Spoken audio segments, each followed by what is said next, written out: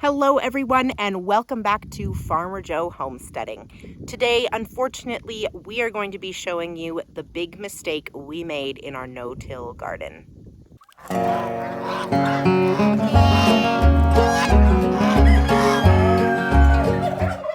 So many of you who follow our channel know that we fell in love with no-till gardening this year and did a full, huge, normal garden as well as our strawberry patch.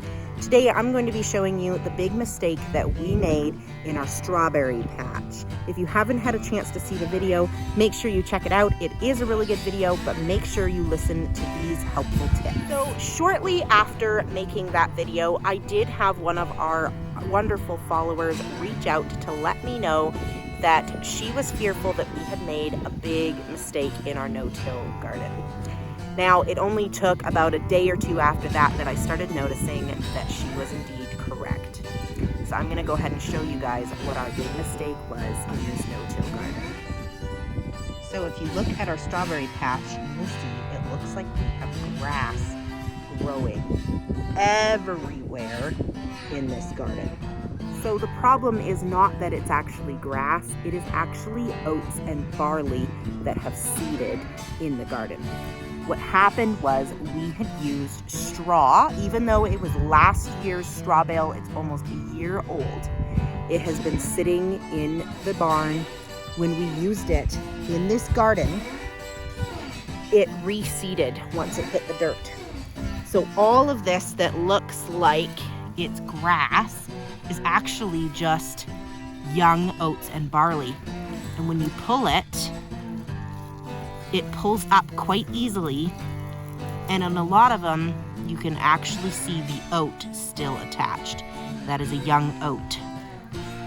And all of them that I've picked through, you can see they are just oats and barley that seeded themselves. This was a barley. Seeded themselves in our no-till beds because of the straw that we had used. Even though the straw was old, the seed was still able to get into the ground and germinate and completely fill our beds with oats and barley. Now, unfortunate as it is because it is literally filled with oats and barley, the good news is oats and barley is an annual plant, which means that all of it will die and will not regrow again in the spring next year. So if I leave it the way it is right now, it is totally fine. It looks bad right now because it looks like I have a huge invasion of grass in my no-till beds. But if I leave it the way it is now, when spring comes around, the only thing that will come back up is my strawberry plants, and the oats and barley would have died out. So I am not worried about going through and picking all of it out. It is the end of August right now, and our grow season ends in like September. So we are coming right to the end anyways. As long as the oats and barley do not snuff out the strawberry plants, we should be fine.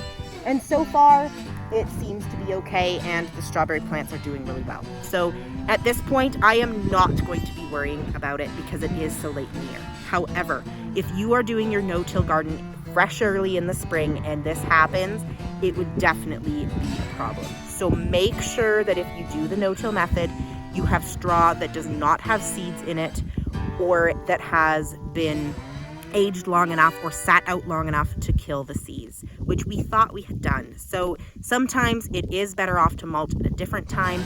Next, if we do this again, we will be doing it with our big garden. We are planning on mulching once everything dies, and then the seeds will not germinate because they will die out over the winter because they are open and exposed to the elements. So that is something to make sure you keep in mind. Make sure you choose your mulch wisely on your no-till garden.